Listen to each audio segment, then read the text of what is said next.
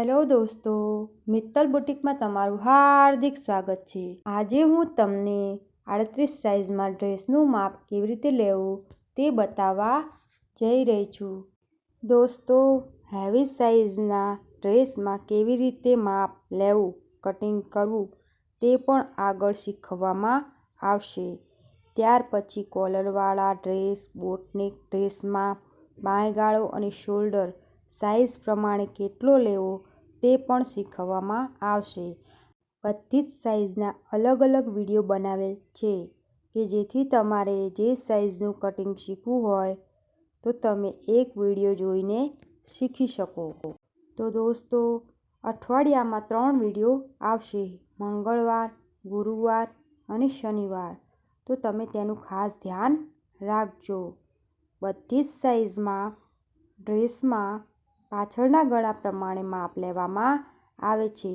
પાછળનું ગળું જેટલું હોય તે પ્રમાણે બાંયગાળો, બાંયગાળાનો આગળનો ભાગ અને શોલ્ડરનું માપ લેવામાં આવે છે। તો ચાલો આપણે વિડીયો શરૂ કરીએ। તો દોસ્તો, 38 સાઇઝના ડ્રેસમાં શોલ્ડર સાઈડનું ગળું 3 ઇંચ લેવું। ત્યાર પછી આગળનું ગળું 6, 6.5 કે 7 ઇંચ લેવું તમારી પસંદગી પ્રમાણે। પછી આને અમે બાંયગાળાનો આગળનો ભાગ કહીએ છીએ। તો 38 સાઇઝમાં બાંયગાળાનો આગળનો ભાગ 6 લેવો। ત્યાર પછી શોલ્ડરમાં 5 ઇંચનો ત્રાંસ લેવો અને 5 ઇંચનો ત્રાંસ આપ્યા પછી જ બાંયગાળાનું માપ લેવું। તો દોસ્તો, 38 સાઇઝમાં બાંયગાળાનું માપ 6.5 રહેશે। 38 સાઇઝમાં શોલ્ડર સાઈડનું ગળું 3, આગળનું ગળું 6, 6.5 કે 7 તમારી પસંદગી પ્રમાણે।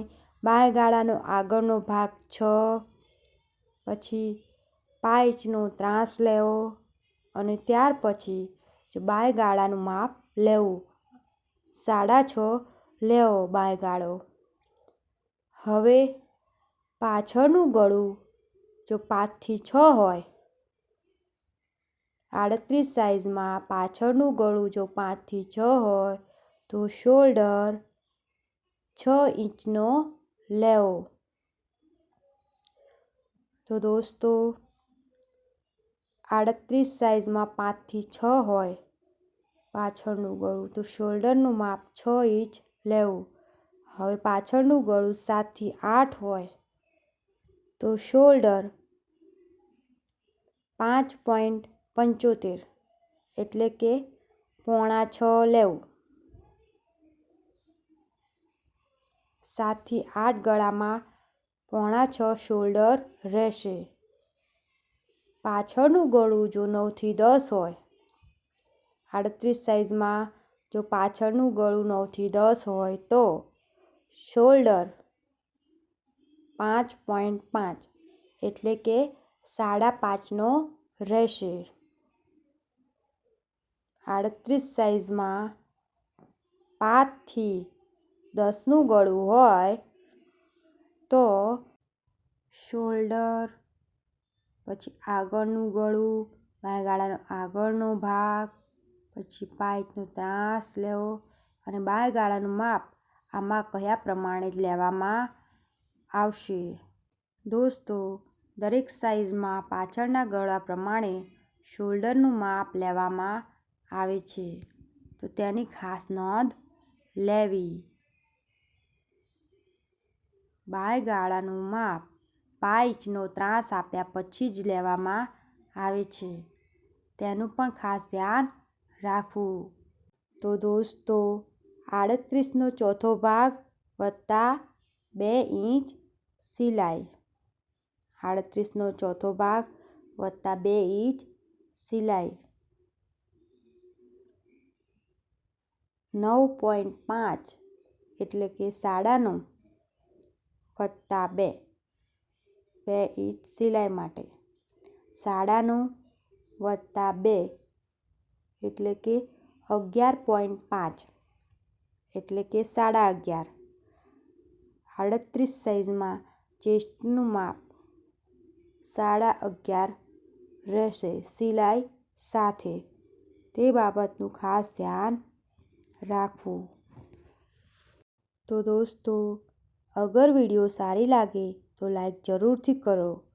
અને જો તમે અમારી ચેનલમાં પહેલી વાર આવો છો તો અમારી આ ચેનલને સબસ્ક્રાઈબ કરો અને અમને સપોર્ટ કરો.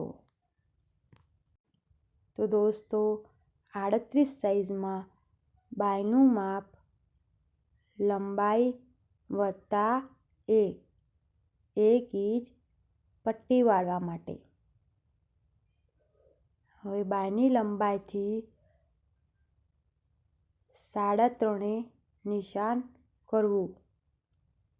બાયની લંબાઈથી 3.5 નિશાન કરવું અને ત્યાર પછી બાયનો શેપ આપવા માટે માપ લેવું. તો 38 સાઇઝમાં 7.75 એટલે કે 7.25 પછી જ બાયનો શેપ લેવો. 7.25 વત્તા 2 ઇંચ સિલાઈ માટે.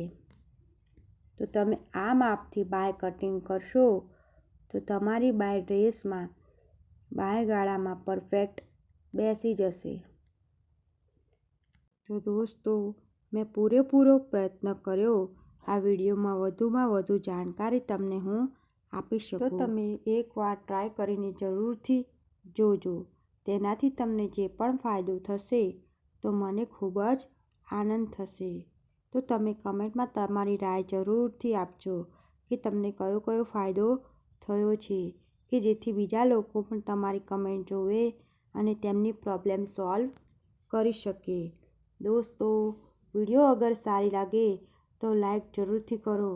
અને જો તમે અમારી મિત્તલ બુટીક ચેનલમાં પહેલી વાર આવો છો તો આ ચેનલને સબસ્ક્રાઈબ જરૂરથી કરજો.